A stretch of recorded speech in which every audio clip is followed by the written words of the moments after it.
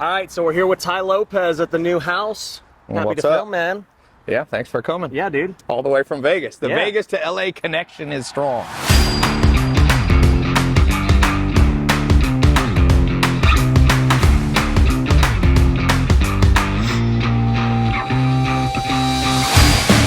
Yeah. Then you had a So mastermind. at a mastermind Friday, I like to do that, and then people come in for 2 days. What'd you guys talk about? So it was basically how to build a 40-page high net worth plan.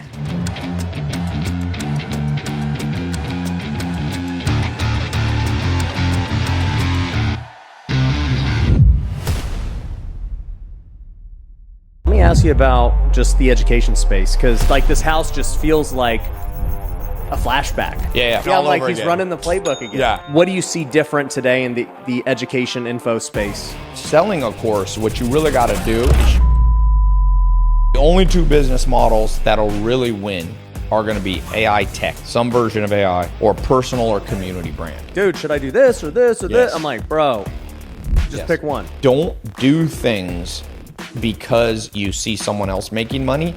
Do only things you have high curiosity. That will be your unfair advantage. All right, so Ty, we just saw the house. It's beautiful. And obviously you're kind of back in the game now.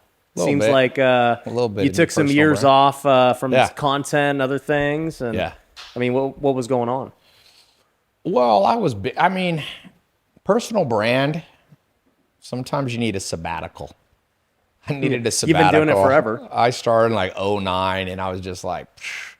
And then COVID, the whole quarantine came, and I was like, why don't I take a break? So I took a while off, but never went to zero. But I was, posting once a month or something on Instagram. So it was effective. I went from posted 5 times a day to 0 or once a month, But it's good to be back. There's things I like about a personal brand and things that are, all of life is trade-offs, man. Yeah.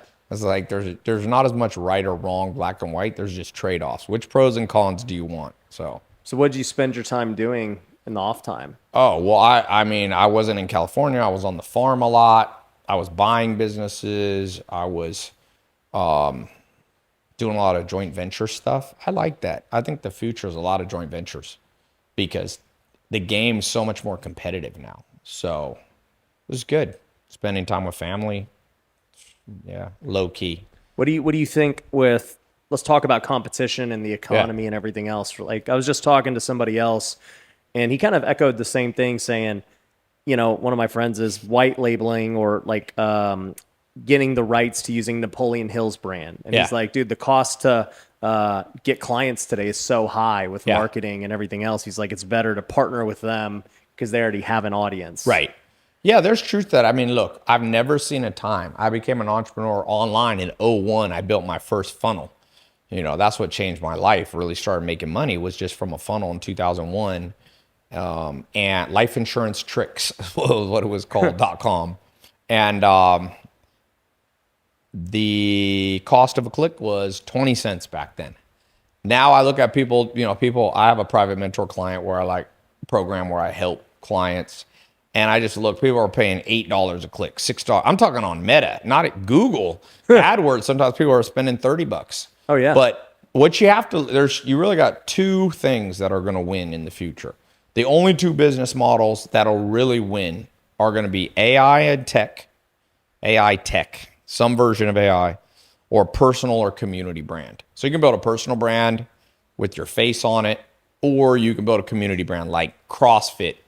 That's one guy, intellectual property, but thousands of people call themselves CrossFitters and post and all this.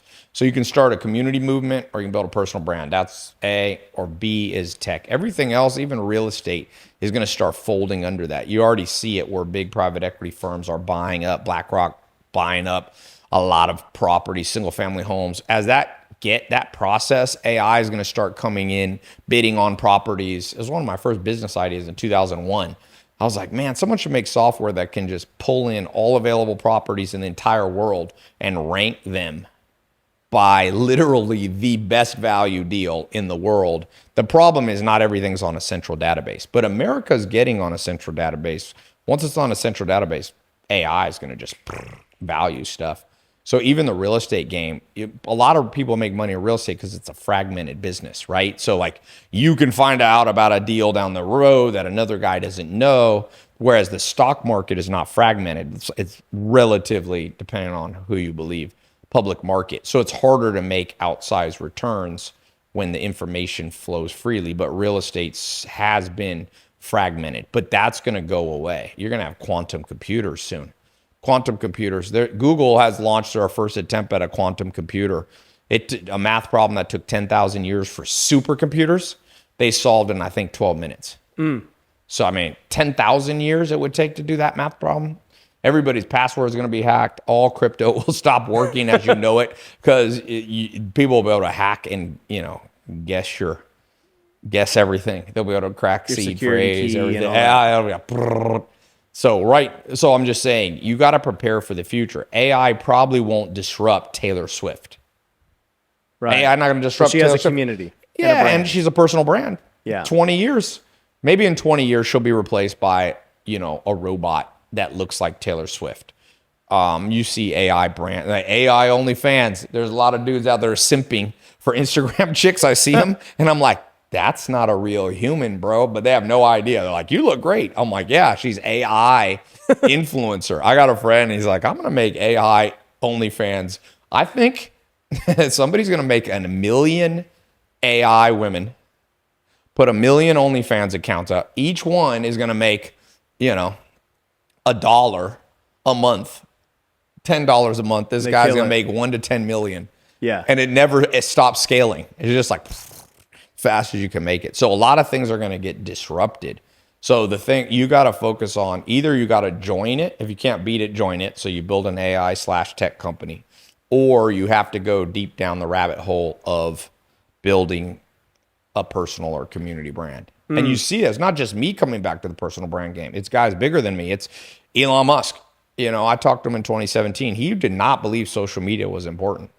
Not really. I mean, we had a long 20-minute talk. He's like, I don't think I need Snapchat. I don't think I need social to grow Tesla. Well, he realized eventually, he bought Twitter. Why? If you own Twitter, you own about 5% of the world uses Twitter every day. You own 5% of the world's eyeballs. 400 million. I think Snapchat's at 400 million daily actives. My guess is X is somewhat similar. So maybe more. So everybody now, Zuckerberg's brought back his personal brand. He's hired a PR firm that's member in 4th of July. He's surfing, looking all cool. He's doing Brazilian Jiu-Jitsu. He's in UFC stuff. He's getting more relatable. Yeah, he's posting podcasts all the time, and he's going. Donald Trump went on whatever, 10. He's on he's on the Nelk Boys. He's on Jake Paul. So even the most powerful people are realizing if you're not developing your personal brand, you might be left behind, Or you got tech and everything else. Yeah, tech. But even the tech guys, Jeff Bezos is out here with his girlfriend. He's talking all the time. He used to never be like that. Yeah. So the smartest people in the world are realizing, wait a second, we live in the attention economy. You better be able to grab some attention from humans or you're going to get left behind. So what's your plan now? If I look at your career, everyone knows your kind of Lamborghini video, and we just went downstairs and saw the garage again. Yeah. And, you got by just really pumping paid ads starting out when they were super undervalued. Yes. Right? Now, are they still undervalued? Like, should you just go after organic? Is it organic and paid? How do you stand out today?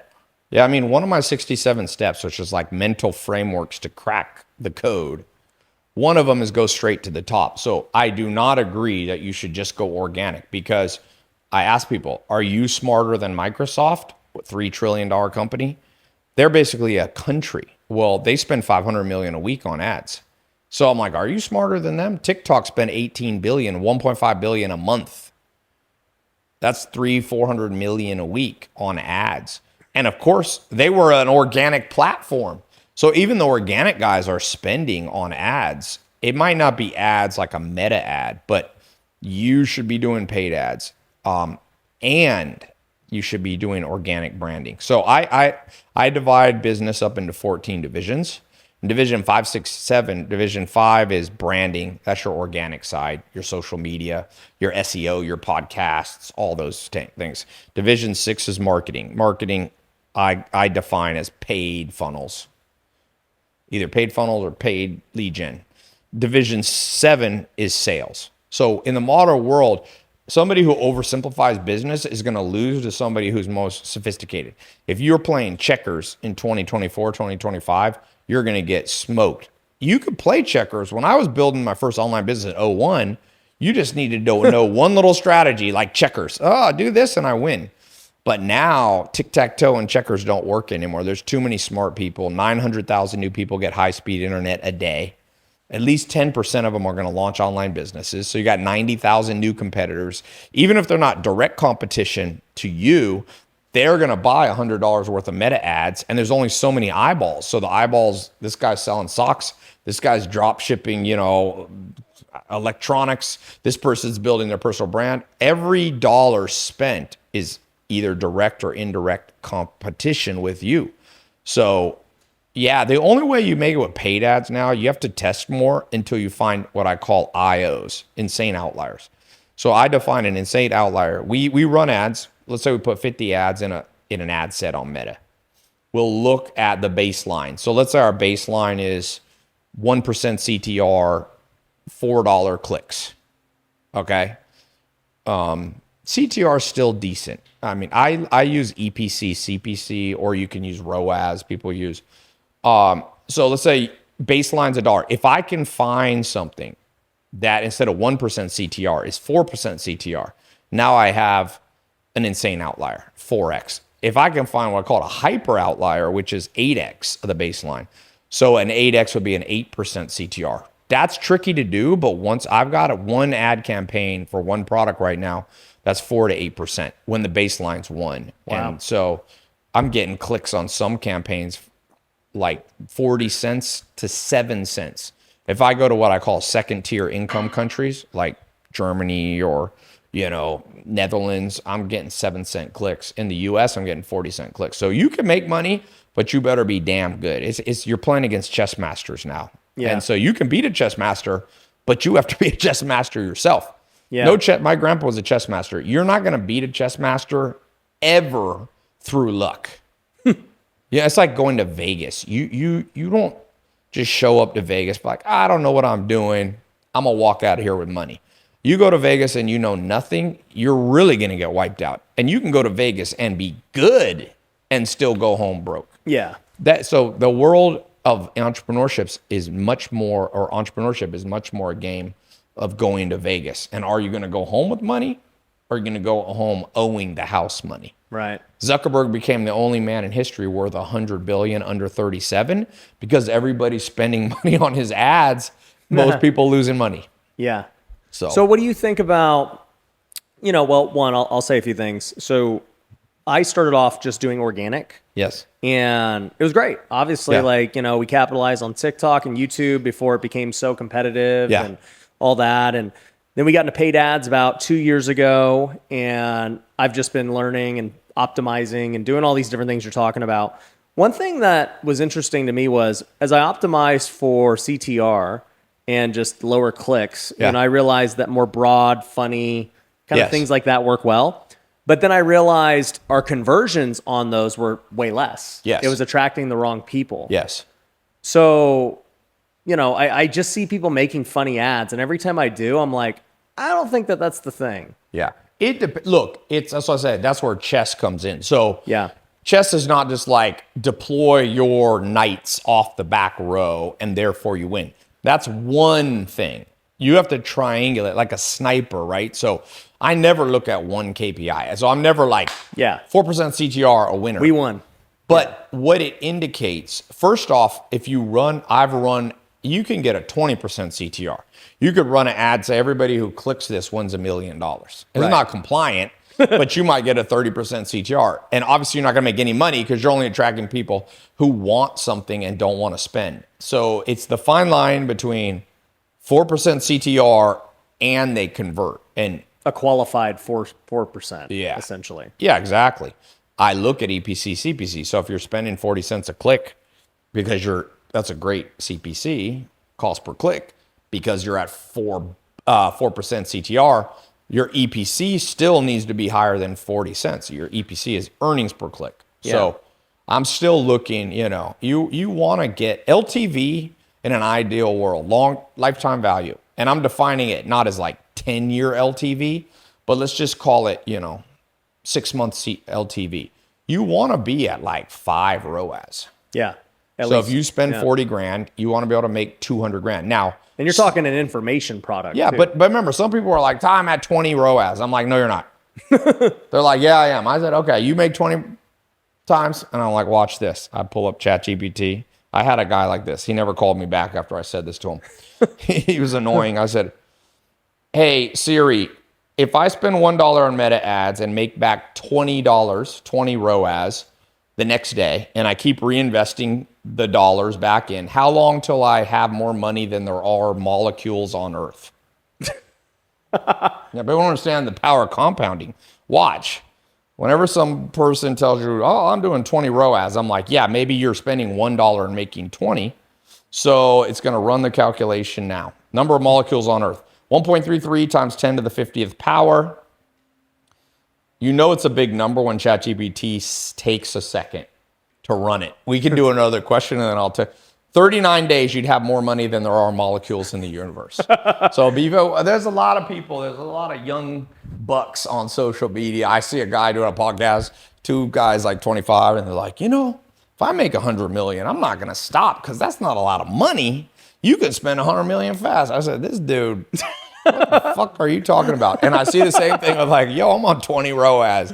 I'm like, you got more money than there are molecules. People say the Federal Reserve prints too much money. If you do 20 ROAS, you'll have more money than there is on Earth and more countable. I think you'll have more money than there are grains of sand on planet Earth. So nobody's doing 20 ROAS at scale. Nobody's doing 5 ROAS at scale, and that's why I said a 6-month LTV. You can be at scale at like 4 or 5 ROAS. Yeah. But for me, I'd rather be at 2 ROAS and spend 200,000 a day. Yeah.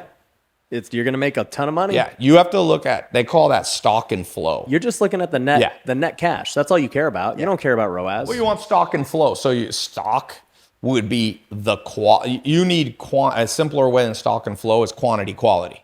So you do want a large quantum of money because if you invest $1 and you get $10 back, yeah, that's 10x, but it's not enough quantity to pay the bills. But you also don't want to make $1 million a year, and have to spend $2 million on it because now you have no quality. So you need a quality, or fulfillment. How much fulfillment's required to create that million. But yeah, speaking of that, let me ask you about just the education space because I think you were kind of the poster boy for the 2010s on education and courses. And a lot of people know you for that. And then obviously you stepped away, you started doing business stuff, buying businesses, and now you're back in, you're doing masterminds again. This house just feels like a flashback. Yeah, for sure. It was funny. Of what it was. The other day I was talking to my security guy and I was like, I'm like, 2017 all over again. He's running the playbook again. Yeah. It's a good playbook. So what do you see different today in the education info space? Well, it's more competitive. I mean, I was selling educational courses like 2010. There wasn't nobody else. People really thought it was a scam then. I was like, I'm going to tell you something crazy. It's 2010 and better than getting a Harvard MBA. Why don't you just learn from somebody who's already making money? That was a very profound thought. People were like, no, you need the credentials of a piece of paper. I'm like, no. Now, most people, Harvard just put an online free course. Oh, really? Yeah, Harvard's gone online. So I was right. I won that battle. I got a lot of flack for that one. But now if you're selling a course, what you really got to do is show why you're the only person on earth that can teach that angle. Because if not, you're dealing with too many substitutes, competitors/substitutes. In a personal brand, there's actually no competitor because no one else could be you, but there's a shit ton of substitutes. And so substitutes are just as deadly. And now you have infinity substitutes. Not only, let's say you're teaching real estate with a course, not only are you competing with everybody else who's a substitute for a real estate course, but now people seeing your ads are like, well, should I do real estate or drop shipping? Yeah. Should I do real estate or a social media marketing agency? So the substitutes, there's almost death by too many choices. Oh, we get that all the time where people are like, dude, should I do this or this or this? I'm like, bro, just pick one. Exactly. I don't care what you pick. Yeah. Just pick one. Exactly. So flip a coin, I tell people. Pick one. if heads, you go with me. Yeah, exactly. Tails, you pick some other industry. Like, real estate, you want to know which people make money in real estate and make money in e-com. So flip a coin. Actually, I tell people, which one are you more curious about? I think now, in a highly competitive world for the next decade, don't do things because you see someone else making money. Do only things you have high curiosity. That will be your unfair advantage. So for like me, there's certain things that have crazy levels of curiosity. For example, psychology. I launched a big business. You were asking other things I did in the last 3 years. I launched a company called 12types.com where we have two versions. One's for the everyday person, psychology tests. One is for employers, companies to hire better people. Yeah. So I developed 3 personality quizzes that are crazy accurate. Better, in my opinion, than DISC.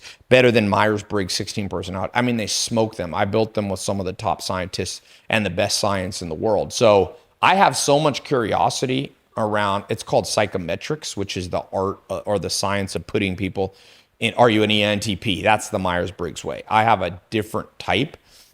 I don't think anybody in the world will be able to compete with me because I think about it 4 hours a day.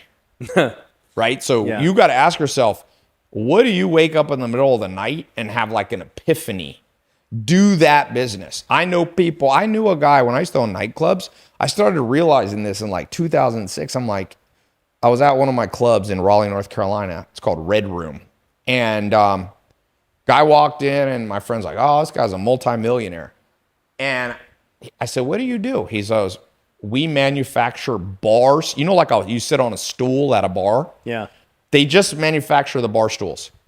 They own that little niche and they do like 50 mil. Yeah. And I was thinking, everything I look at, these lights, this water, that's Voss from Norway. They basically take the pure water that's at the city water of Oslo, Norway, bottle it up and sell for $18. They're multi-billionaires. The people who do that gas fireplace, monitors, the people. So I realized, wait a second, I don't have to chase, the only way you get rich is, sell supplements. You should first chase where you have curiosity because it's such a powerful barrier moat. And it's the only barrier you have now. What can you think about all day long and not get bored?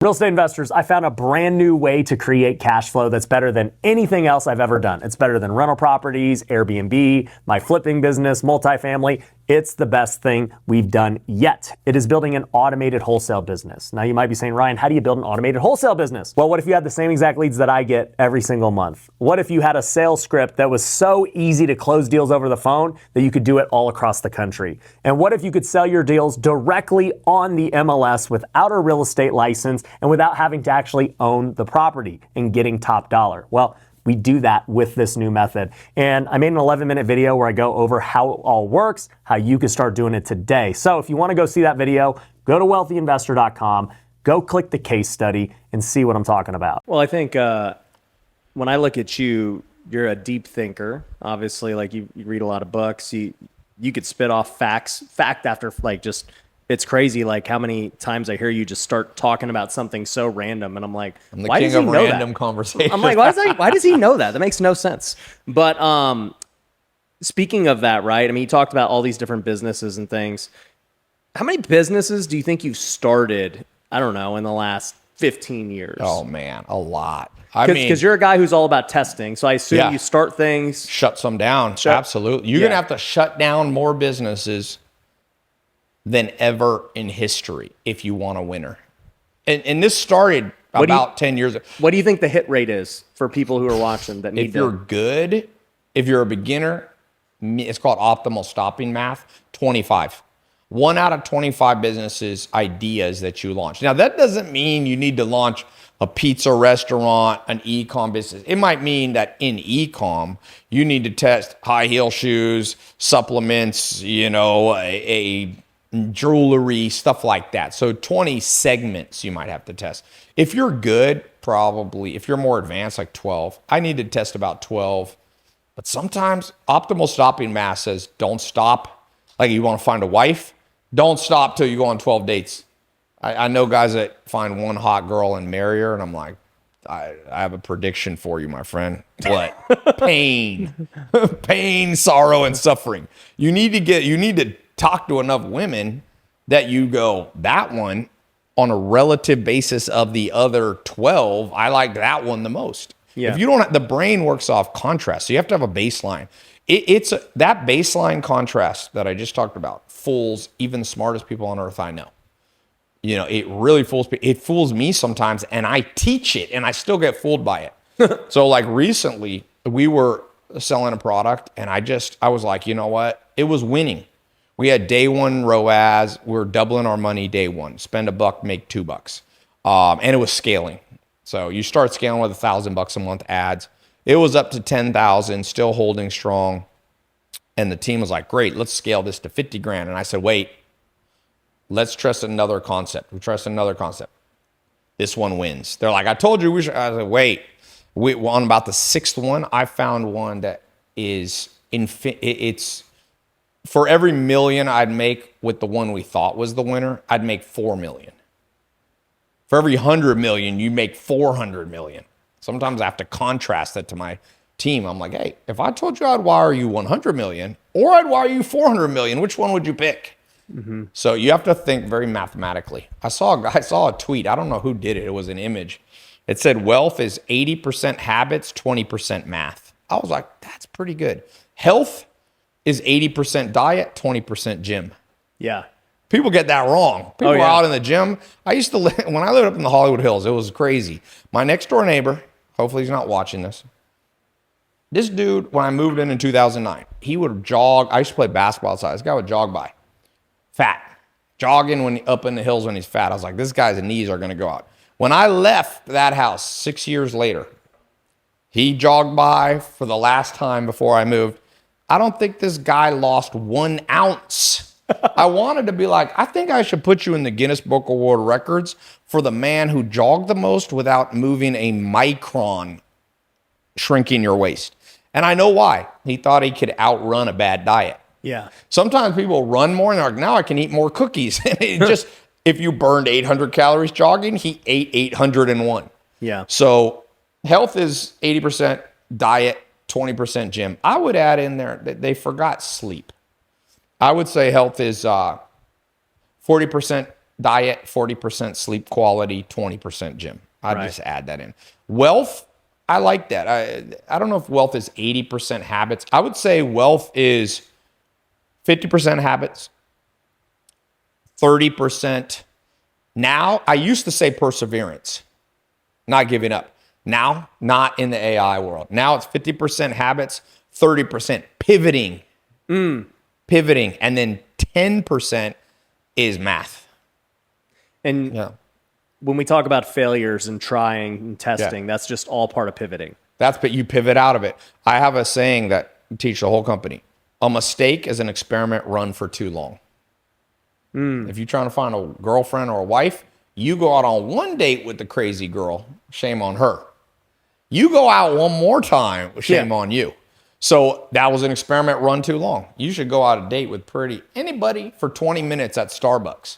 But the 21st minute you stay with a crazy woman, now you made a mistake. You know, it's funny. Before OnlyFans was big, I used to have a place in La Jolla, San Diego. So I was down there. I'll never forget. I don't know where I met this girl, Tinder or something.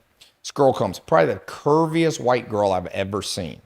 And real curves. This is before BBLs. This is like 2017. BBLs wasn't so big. I mean, this girl, like, I like curvy, but I was like, what the fuck? Anyway, we sat down for 20 minutes. 20 minutes in, she goes, this is San Diego where there's a lot of Marines. She's like, somehow in passing, she's like, yeah, my Navy SEAL husband is deployed. That's why I can go out with you. Usually I have to sneak. And I was like, this was a great date. I don't mind haters and enemies, but I don't want Navy SEAL dudes coming for me. Yeah. So 20 minutes, even with an OnlyFans girl that's cheating on her Navy SEAL, that's okay. But the 21st minute of that experiment is a mistake. So that's what I mean by pivot. I pivoted out of that. I was right out. I was like, I got to go to the bathroom. The text, I was like, my pager beeped. That's how my friend used to get out of date. My pager beeped. She's like, you got a pager? Yeah. Yep. I got to get out of here. Yeah. So I just think like a lot of people don't know how to deal with failure. Yeah. And they don't know how to, like, they're so scared to fail. Yes. And your mindset, and I know my mindset too, is like, well, yeah, I mean, I'm going to fail. I mean, that's just part of figuring out what works. Yeah. You can't just pick the winner. And Right. even if you have a winner, like you said, you don't know if it's the best winner. Exactly. Yeah, I would say so there's two reasons people are afraid to fail. One's genetics, DNA. The second is school system. So, the school system teaches you that kid's a better kid because he didn't fail the test because they're good at memorizing. But you don't get wealthy from memorizing. You get wealthy from pioneering. So school, and then our DNA, our ancestors come from little tribes, 150 people. They call that Dunbar's number. The average ancestor of ours, 10,000 generations ago, lived in a little 150-person village or a farm. And so if you failed really bad, those 150 people, everybody knew it and never forgave you. In the modern world of 8 billion people, Donald Trump became president of the United States after failing with at least 3 businesses going bankrupt. The world's so big, people forget. He lost $1 billion. He went bankrupt. He tells that story. He was walking down the street and he saw a homeless man. He was on a date with a pretty girl and he said, see that man? That man's $1 billion wealthier than me. And she couldn't understand. He said, yeah, I'm in debt, personally guaranteed $1 billion. But so in the tribal, our ancestry, we're afraid of failure because people won't forget. We forget in the world now. Mark Cuban, the billionaire, told me once, he said, Tai, you know what's cool about America? You only have to win once and everybody will forget all your past failures. So make sure you win at least once though, because if you never win, then they don't forgive you. You got to win at least once at the end. At the end, right? It's better to win at the end. If you win at the beginning, you see that with pro athletes. Their first year, they're good. Then they get bad later. And people don't remember the good years. They just remember the end. Yeah, short-term memory. Yeah, that's why Jerry Seinfeld stopped the Seinfeld show when it was at the peak. Because he said, if I keep going, eventually it'll get worse. And people will only remember me for the worst. I want to be remembered for the best. Conor McGregor said that. Get in, get rich, get out. That's a good strategy, man. I tell more people, there should be, I did a reel on this. It went super viral. I said there is the most guaranteed legal get-rich-quick scheme in history. It's a little bit hard, but not that hard. You figure out how to make $8,000 a month with an online business, any business, and then you move to Brazil or Thailand. Now you're a millionaire. Yeah. Dude, $8,000. I go to Sao Paulo, Brazil. I was just in Thailand. I like Brazil better, closer on time zone. $8,000 a month, just multiply it by 8. So if you're making $100,000, you're making 800,000 in Brazilian buying power. If you want to cook, $400 a month. And that's a generous salary. Minimum wage is $280 a month. So you could be like, I'm going to double it, $560. So it's most people, the real problem with the modern guru entrepreneur advice all over social hustle culture is it's pushing people to make a number that's not important. When people say they want 100 million, I'm like, but are you going to live in Manhattan? Because with 100 million, you can feel poor. I lived in Manhattan for a year. I leased almost the nicest apartment in Manhattan. It was 9,000 square foot, full floor on Billionaire Row, on the 64th floor. There's only 4 places at the time that had that much square footage and a 360 view of everything. Guess what happened within a year? Ken Griffin, who owns Citadel, they built a building blocking the view, my view, and he bought the most expensive condo in the world. He spent, I think, $250 million cash. So in New York, you could be in the baller 9,000 square foot. It was one of the most beautiful places. Mr. Beast came to visit me there. The floor, they had imported a castle, 1.7 million, and you look poor. So when people go, oh, I need 100 million, you mean, I'm like, you need 100 million where? Beverly Hills? Omaha, Nebraska? Bangkok, Thailand, Latvia. Yeah. Well, what So do you think about? pick the right place to live. Well, what do you even think about a house like this, right? I mean, you said it's it could be $100 million home. Do you feel Yeah. stressed renting this place out and the upkeep and the bills and all that? Yeah, Like, does I it ever mean, go away? you got in the long run. I don't think you want to live in Beverly Hills, but I always tell people if you're trying to make money, I say if you want to be rich, rich to me is 1 to 10 million net worth. If all you need is rich, don't live in America. It's fine. Go to Brazil, go to Portugal, go to these cool places. I have a house in Denmark, Sweden area, and I like that too. And there you don't need much money. But if you want to be wealthy, so that's like 100 million plus, then you need to have 3 homes, one in a large metropolitan city. In America, I would only recommend 2. If your goal is money. California, I think Southern California is better than NorCal because NorCal has a lot of violence now. San Francisco's crazy. Imagine being the founder of Cash App. You sell it for $1 billion, then you walk around downtown, you get stabbed in the heart by a homeless guy. That just happened to the billionaire founder of Cash App. Dang. So pick where you live, not San Francisco. And Southern California and New York both have a $1.6 trillion GDP. So I'd have one. You don't have to live there permanently. One place you come through in one of those 2. I think Southern California is nicer weather. The taxes are about the same between New York and California. California is a little more aggressive. Then you should have a mid-market home. So for me, that's like Scandinavia. So in a middle, like a 1 million person city or 500 to 1 million, that can be San Diego. That can be Vegas, maybe. I would consider a smaller one. And then you want one rural place. So big city, mid-size, rural. I always say, I make the most money when I'm in Beverly Hills. I am at the most peace when I'm on my farm, and I have the best social life when I'm in Sweden. Those 3. So it's hard to get everything from one place, So that's why I say if you want to make 100 million or even 25 million plus, that modality is better. Where you live really matters. Beverly Hills or Manhattan, you can meet everybody, and there's a lot. You can sell your business to people there. If you're in smaller, I think Miami's super overrated. People are there because of the Florida no state tax, but I think Miami is not as good as you think. What do you think about Vegas, where I'm at? If you want to marry an OnlyFans girl, there's a Vegas or Miami. Vegas is okay. It's pretty temporary. People come through. Vegas isn't bad. I've tried to live in Vegas and Miami 50 times. I like more culture, you know what I mean? Like London is underrated, even though now the crime's up a little bit. But London, I like places with culture too, right? So if Vegas and Miami is very much come to party kind of vibe. It's changing a little bit. Vegas has changed a little bit, but still the brand is, whereas like London is a city that Julius Caesar went through. It's 2,000 years old. It doesn't have a reputation. Oh, London's where you go to party. It has other things. The history of it. Yeah. So where do you think, the education space and everything is going? Because, I mean, when you got started, you're selling e-courses. Yeah. There's like virtually no fulfillment. Yep. Just sling them and ROAS it out, right? Yeah. Now, from what I've seen, it's like people don't really want courses. They want coaching. They want community. They want events. Like, what are you seeing?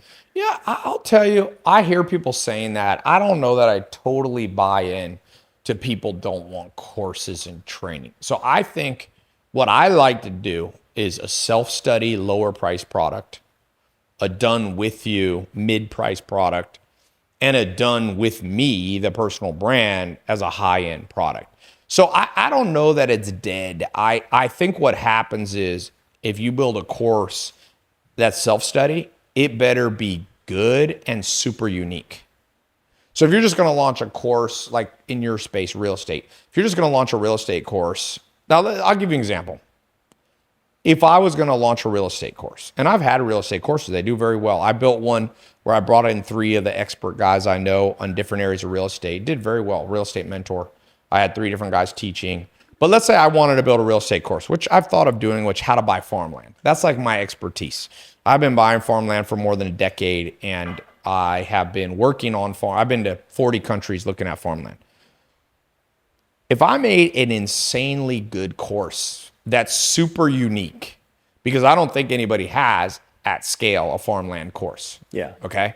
And it's a simple pitch. Hey, what do the richest guys in the world do with real estate?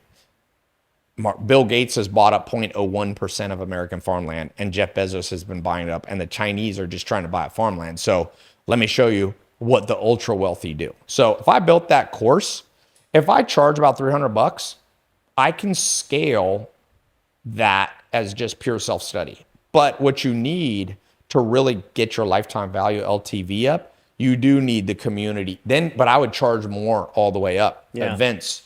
But I think you can still, I have a friend. Could you actually make it pencil out with marketing cost? I have a friend right now making $1 million fucking dollars a day with courses he's more in the fitness space, courses combined with some physical supplement product. Got it. But I'm telling you, he has some funnels with no physical product. He's going to make about $300 million after taxes. He moved to Puerto Rico, so he has really no taxes. I know him. He's the best copywriter in the world. So the game is like this. In 2009, when I started on a 1 to 10 skill level, I do Brazilian Jiu-Jitsu for a long time. Okay. You used to be able to make good money as a blue belt. So Jiu-Jitsu goes white, blue, purple, brown, black, coral, red. Okay. So you used to be able to make money as a blue belt. I would say about 5 years ago, you only started making money as a purple belt, right?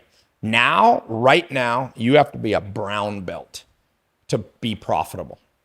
Soon, as AI comes in, you're going to have to be a black belt. And I wouldn't be surprised by 2030 that you have to be a red belt. So do you think money will concentrate? Remember, 10 men have more net worth than the bottom 4 billion of Earth. Wealth has been concentrating. 100 years ago, 10 men did not control half the world's wealth. 10 men. Yeah. So I could see a world with AI in 5 years where 4 men control half the world's money. And I don't know if it'll ever get to a place where 2 people do, some dystopian economic, dictatorship, but it could happen because as tools roll out that are powerful, like AI, quantum computers, only a few people are going to be catching the trend early. And the reward for people who catch it early, like Zuckerberg caught it early. Jeff Bezos built an e-com store in 94. Yeah.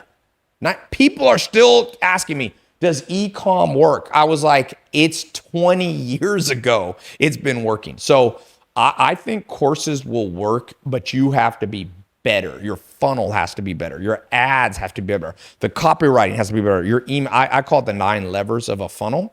I have a checklist my team follows. So number 1, product market match. Is it something the market wants? We test a lot there. Number 2 is the ad, the creative and the targeting. You have a badass ad? I mean, you have to have a good ad now. I see people running these 45-second ads, image ads. I'm like, fuck that. You have to have an ad that's so compelling that people are, like I said, I got an ad right now. It's 4 to 8% all day at scale. That's hard. 4 out of 100 people that see that thing, 4 click. You have to know how to do YouTube ads, which is harder. You're going to have to be on Snap. You're going to have to be on TikTok. You're going to have to throw in, like in podcasts like this, you're going to have to put in your own products as ads, your own sponsorships in your own podcast. So the game is just going to skill level, but the pie is bigger. Yeah.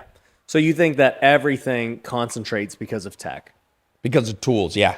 10,000 years it's been that way. Instead of, let's just talk real estate courses. Instead of there being 100 that were good, there's going to be 2. Well, what it'll be? No, there'll be 7,000 real estate courses making $2,000 a month. Yeah. And there'll be like Grant Cardone. It's already happened. Grant Cardone fucking makes money, not just off courses, but also off of his raising capital and buying stuff. But Grant, Grant came to me, we started talking in 2015. He was watching what I was doing, and Grant is, Grant's a cocky guy, but he's also much more humble than people realize in that he'll listen to people. And so you get like a Grant Cardone that ends up, I think he published his numbers or something, 600 or 700 million last year. counting rents and multifamily and other stuff. Yeah. You're going to start seeing dudes do $2 billion between capital and deal structure and courses. And so I have this model called the trade model, TRADE. Tribal. You're going to have to build things that people defend, like I'm one of these guys, like veganism or CrossFit. Or you're going to have some level of recurring revenue, but not recurring revenue always auto bill. People are rebills are tricky right now unless you have a strong Netflix raises the price from $12 to $14 and like 2 million people unsubscribe at over $2. So recurring doesn't have to be auto recurring. Then you have TRA. You should have your own app now. I have my own Tai Lopez app. I think it's a defendable thing. You get hundreds of thousands of people download your ad. You have access to do APNS pushes, alerts.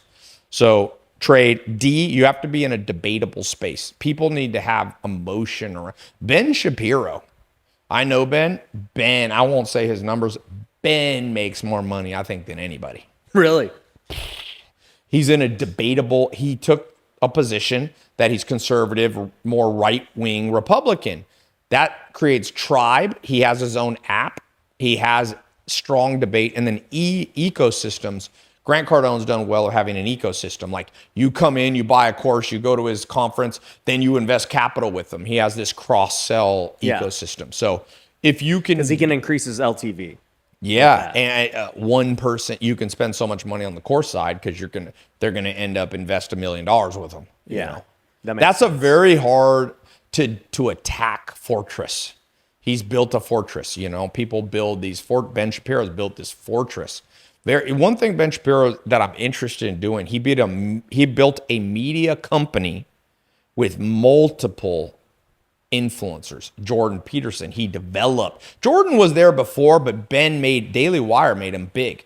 He has all, what's his name? Matt something They had Candace Owens. Yeah, they had Candace Owens. Yep. But my point is, he built he's a mogul. And so... It's like Barstool. He's a media company. Yes. Yeah. Black belt mogul. When you go to mogul, I would say Ben Shapiro, Grant Cardone fall into the red belt skill set, Yeah. So eventually it's these red belts that just start. Look at Elon Musk. It's like there's Ford, there's Mercedes, there's 4 different. Tesla is bigger than the 4 next car companies combined. Yeah. Ford's been going years. since Henry Ford started in 1910 or something. and because he makes mogul moves. And so if you're not a corporation, corporations aren't always moguls. Moguls think of this trade system, how to build something. But Elon has gone down the debate route, right? Andrew Tate has taken the trade model. Now they're using what I call the trace business model. So is Trump. Tribal, recurring, apps, controversy. You have to be careful with controversy. Donald Trump, I like debatable better than controversial. Here's the difference. CrossFit's debatable. Yeah. People go, oh, it's better to do old school reps and set bodybuilding. And CrossFit's like, no, you do these power snatches and stuff like this. But nobody wants to murder you. Yeah. Trump has taken he's doing the trace business model.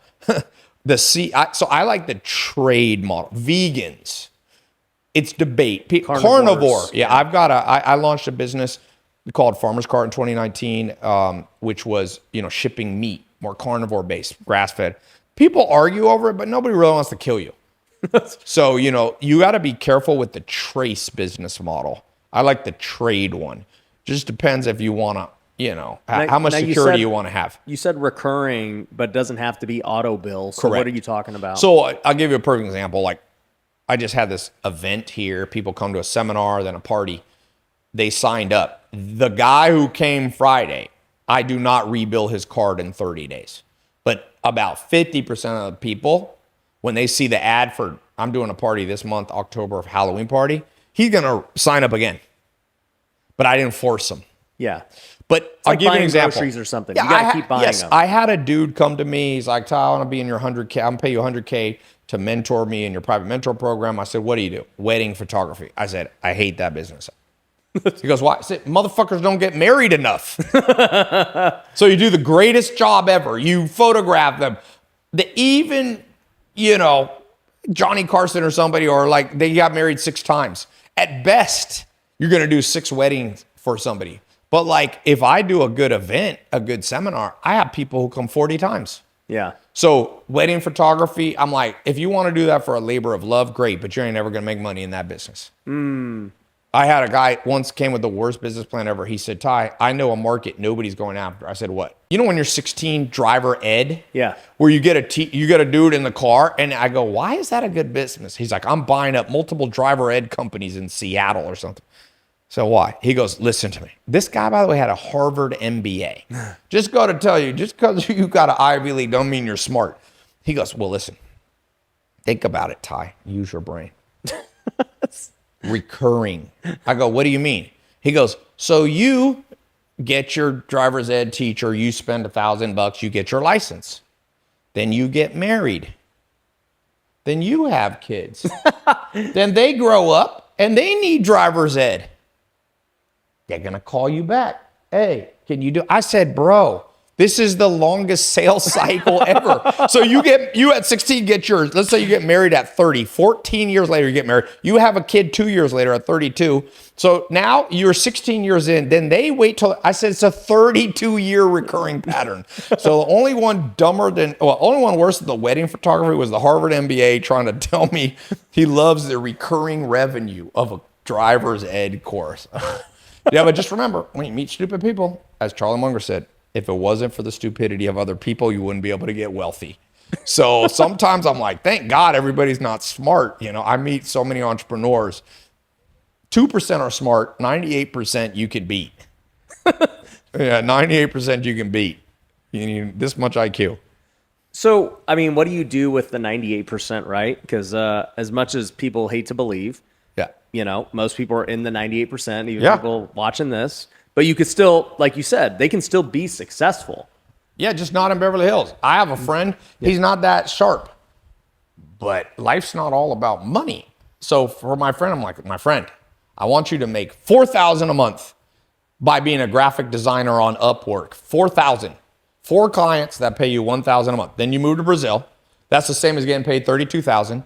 Brazilian women are great. The lowest mental illness in the world is Brazilian and Portuguese women. So you go down there, you meet a nice woman, they're family oriented, and you live happily ever after, and you're gonna beat in life all these dudes I know trying to make their fortune who live in the Miami and all this and so you can win no matter how smart you are. Just don't play a game you're not suited for. Like me, I'm not gonna sign up. You're not gonna find me at the NFL amateur sign up for I'm gonna be a linebacker. It's not for me. Be a linebacker, you need to be a big motherfucker. You can actually measure your wrists to know this part of your body doesn't change with lifting weights. You can know your actual capacity for strength off your wrists. So like I got a guy, Big Rome, I call him the enforcer. He's 6'6", 330 pounds. His fucking wrist is like a man's forearm. So for him, he benches 550. That's good for him. For me to try to play his game is automatic checkmate. Yeah. So opt out of games right away that you have no chance of winning. So if you're not that smart, I got good news for you.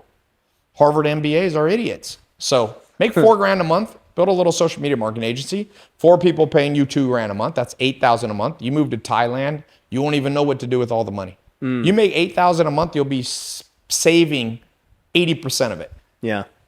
80%. What do you think happens long term? Philippines too. Are you part Filipino? Yeah, half. Yeah. Yeah. So I was like, Philippines. I once did the math. I was like, if I moved to Philippines, this is crazy. I calculated the cost to live in Beverly Hills and everything. Even here, I could have 1,200 assistants. I mean, you could have at least 100. I was like, let's say 1,200 is too crazy. So let's just say 100. And you pay them above average wage, $1,000. That costs $120,000 a month. Costs more than that to live here. I could have one person dedicated to making the breakfast smoothie. So they spend all day finding the best mangoes. They got no stress in their life. One person just shines your shoes. They got the best job ever. It takes them 15 minutes. So I'm a big believer in it's not how much you make, it's what the buying power of where you live. So Yeah. too many people live in America. I don't know why. 90% of my American friends, I'm like, what are you doing? You're just torturing yourself, man. You figure out how to make 250 grand and you feel poor. Why are you torturing yourself? You're stressed. So move. Real estate outside the U.S. is an interesting thing too. I was down in Brazil. I did one of my private mentor meetups. All my private mentor clients. There's a dude down there buying Brazilian real estate, just making like $500,000 a month in Brazil. What's he doing? He's flipping? Yeah, he's basically buying lots and getting them zoned for like hotels and stuff. Got it. You know, he's got in Brazil, you need contacts. Brazil, a little bit about this. What do you think about, selling companies? Because, we're talking about these guys making mogul moves, and most of them still own the companies. Like maybe they took them public and that's kind of how they sold it. But let's just say the smaller guys who aren't taking companies public, but they want to sell to private equity or whatever. Like, do you think that is the play, or what? What do you think? Well, I think you should build a business as if you will never sell it. So build it so well that if you got stuck with it for 20 years, you're not depressed. But absolutely, look, if you want to be really wealthy, for those of you who forget the Brazil talk, you don't care, you don't want to make $4,000, you got to make 4 trillion to be happy. So the actual formula is the 3-stepper. So the first stair, Elon Musk built a tech company, a map company, sold it for 30 million, reinvested it into PayPal, exited for 130 million, put it back into Tesla, SpaceX. Third stair, he became the wealthiest guy in the world. Mark Zuckerberg started Facebook, acquired Instagram, bought WhatsApp. Without those 3, he would not have reached 100 billion net worth. WhatsApp's very valuable, largest telecommunication company in the world. Instagram is more active than Facebook is. So it's pretty much a 3-step will get you there for the most part. Warren Buffett's first investments in Berkshire Hathaway didn't make him any money. It was not until he paired up with Charlie Munger. So you can see there's a few exceptions, Jeff Bezos, but Jeff Bezos had to build AWS, the tech company, and then he had to build a warehouse system. So you're going to have to make 3 big moves. It can be sell, it can be add on, buy. It's either sell or buy usually.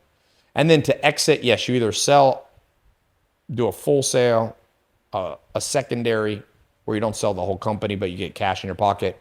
Or if you're huge, you go public. But going public is an exit. Yeah. They get restricted stock and they start liquidating it. Jeff Bezos liquidates stock. Bill Gates built a $3 trillion company. He's exited through the public. Public's the ultimate way, but it's a pain. I mean, these guys get into anti-trade stuff for 10 years. They're fighting the government. There ain't no money is like warfare. And that means you have your castle and you accumulate your jewels. Like in Lord of the Rings, the dragon sits on the money. But don't think other people don't figure out you have jewels. And they eventually come for your castle. And so to have a lot of jewels, that means you by necessity will have to fight. A lot of people don't realize getting wealthy isn't as good as you think. Like for me, for like my grandkids, I would not recommend 80% of them. I'd say, don't try to get wealthy. I want you to get rich, 1 to 10 million net worth, and then live in the right place. I don't want you getting wealthy because once you're wealthy, you're in the jungle and the jungle's full of snakes, quicksand, and leopards. And they're waiting for you to make a bad move and they fall on you. And you see big people doing big moves and all of a sudden they get a big lawsuit. They get a this. You got to be prepared. The best place to live for the most people is right outside the jungle. So where the pasture, the grassland meets the jungle, live right there. You get a lot of the rewards. You can pick some of the fruit from the jungle, but you're out in the open, not under attack. But, a lot of the gurus now are sending every young guy deep into the jungle to their slaughter. It's like, bro, you're not a real man until you break up with your girlfriend, and a real man takes 10 years and it doesn't have kids and all that. It's just like, you know not what you speak of, my friend. I can tell who has really been wealthy by what advice they give to people. Dudes who have really been wealthy are like, how much you making? $2 million a year? Stay right there. Dudes who haven't made money are like, oh, $2 billion, you're a failure. And I'm like, what are you talking about, man? What the fuck are you talking about? If you're making $400,000 a year in the U.S., you're in the 1 percentile of Earth. You're good. Now, once again, if you make $400,000 and you choose to live on Billionaire Road, I've lived there, Billionaire Row in Manhattan, you're going to feel poor. So don't be an idiot and make 400 grand and live in Billionaire Row. Live in Lisbon, Portugal. Yeah. So what do you think's the next? Well, number one, do you want to be at that wealthy level you're talking about in the jungle? Yeah. And then what's like that third move? I've been in the jungle for a long time. Yeah. I didn't have somebody tell me. It's too late for me. I already went into the jungle. I don't mean it like that way, but for me, I've gotten used to the jungle long enough that it's not so painful. But sometimes I think I like Conor McGregor. Get in, get rich, get out. That's what Conor did. He fought and he warfare, and now he always, I'm going to go fight, but instead he just drinks and has fun. So I was like, be Conor McGregor. Andrew Carnegie. There's two men in the 1800s, richest men in American history. There's Rockefeller. He discovers oil could be used for fuel. He starts buying up oil. He becomes the richest man in the world, worth $600 billion in today's dollar. Then another man named Carnegie, he made his first $30 million, and he said, you know what? This is enough. I'm going to go travel the world, live in Ireland, have fun. Scotland, sorry, not Ireland. But I'll still work 2 hours a day. Let me see how rich I can get. And he ended up with $400 billion with the most relaxed, chill life. He learned how to delegate, build COOs, and Rockefeller in his 50s lost all his hair from stress. His eyelashes fell out, eyebrows, hair. And he said, a famous quote, all the money I've made has not compensated me for the stress I went through. So if you want to be wealthy, be Carnegie. Be Carnegie. Get in, get out, get rich, and then keep working 2 to 4 hours a day. And if you end up super rich, good. Right. If not, you're good too. Yeah. So what do you think, even being in the jungle, there's always the next move. What's the next move for you? The only move when you're in the jungle is get out. Get out. But you're going back into the game. You're going back into the yeah, but I go into the game much more. If you watch my personal brand yet, it's less full on in the jungle. I see the new influencers coming out, and they're recording everything they know, they're saying all controversial thing about women and this and that. I said, you know not what you do. This will backfire on you. Never say on camera everything you believe. Some people will say, oh, that makes you a pussy. That makes you a smart man. Makes you a smart. You think the wealthiest man in the world put on camera everything they know? You think that makes them authentic? I'm under no obligation to tell everybody everything I believe. I should tell my friends, family, and kids, but I'm under no obligation to tell the world. So, yeah, the jungle, in Vietnam, they used to torture American pilots that were captured. John McCain, the senator, was captured. They would try to break you. They'd put you. How many men do you think broke under torture? Majority. No, all. All. The question was 1 minute or 1 hour. 1 minute or 1 hour. So the jungle is not, the question is not, will you survive? It's how long you can survive. Alexander the Great never gave up. He kept fighting. Then he died at 32 because finally somebody kills you. So, Donald Trump is like, this man could have just relaxed and he went back in the jungle. Hats off to him. He's just having fun. I don't know about fun. I don't think he's having fun. Maybe he thinks this is Elon Musk went back deeper into the jungle. You know what I notice all those men right now? Every one of those guys who went back deep into the jungle has tripled their security. Elon Musk now has 22. He has more security than the president of the United States. Wow. It's 22. They just did an article, 22 Secret Service. Zuckerberg went deep into the jungle, became the youngest rich guy ever. He has 28 million spent on his home security. That means his kids have credible threats of kidnapping. He got to worry about, now they got drones that come and just blow up next to your head. Don't want that. No. Well, if you make $1 billion give away $1. So you only have 999,999,000. Then you're off the Forbes list. There you go. When Mr. Beast came to visit me, he's like, Tai, it's not, he was at my place in New York. He's like, your net worth says 5 million. There's no way you live in this fucking place. I know you. And I told him, a man should SEO optimize his Google results to always say 5 million. Now mine's higher because I couldn't SEO it down. Because look, man, if you're a single guy, what's the number one thing that takes down a man? Women. A pretty face with a crazy brain. So women will Google you. So if it shows 5 million, that shows you're above average, you got good genes, you're a provider, but it's low enough that gold diggers leave. So I told Mr. Beast, I said, keep it low. Keep it low. And if any dude doesn't want to be your friend because your only net worth is only 5 million, you never wanted that guy as a friend anyway. Right. So there's a 5 million search results. Keep your shit at 1 to 5 million forever. If I was Elon Musk, I would be trying to optimize that thing down.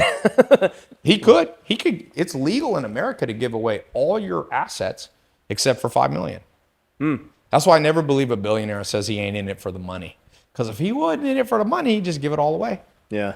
One day you could walk into Bank of America and say, see that homeless guy walking by? I'd like to give my assets. You probably have to bring a psychologist and a lawyer.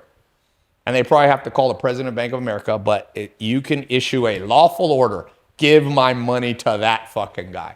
So whenever people are rich, they love money. Don't ever get fooled. I see so many billionaires like, I'm never in it for the money. Motherfucker, you kept all that money. And by the way, no hate. The world needs billionaires. The world's always going to have billionaires. Yeah. But just know thyself. And most people, I'll tell you this. I meet 99% of men and they tell me, let me ask you, what's the minimum money you would have to have in your bank account till you would stop? I don't know that I have one. So, okay, this is a game I play. It's kind of fun. Let me try with you real fast. I got a suitcase here. I bring two things.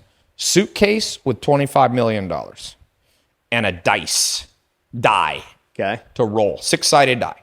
I hand it to you. Here you go. 25 mil. Now, you can roll this dice. If you get 1, 2, 3, 4, or 5, I bring you another suitcase, another 25 mil. But if it's a 6, you give me the 25 million back and every single thing you own. You get to keep your boxers. Everything, your whole business goes to it's all mine now. Oh, I would take the 25. Would you roll? No, I wouldn't roll. So you're done. Yeah. Okay. Would you roll? I think that's a smart thing. But when next time you do your seminar, try. Yeah. I had a guy in my seminar, I upped it. $100 million suitcase, dice. This guy said he'd roll till he was a billionaire. I said, so you'd roll. So 100 goes to 200, goes to 400, goes to 800. He would do 5 rolls. Well, odds are he's going to lose it all. Yeah. That's a genetic flaw in men, some men. You could say it's a genetic strength, but it's probably a flaw. Yeah, just keep gambling. I mean? That was Napoleon. Napoleon was a never-ending gambler, and he won. He won the most battles. You're going to crap out at some point. Battle of Waterloo. Yeah. Every man has their Waterloo, so know when to stop. Yeah. Well, bro, we got our flight. I could talk to you all day. We'll have to do it again. 2.0. Yeah, when you're in Vegas or next time I'm here, we'll run it back. I'll come to Vegas. I'm in Vegas once a year or so we'll do it. Yeah, I appreciate Thanks you, for bro. coming out, man. Thanks for having us here. Guys, go check out Tai's Masterminds. We'll link to them down below. Come check out the house that we're at, and we'll catch you on the next one. Peace.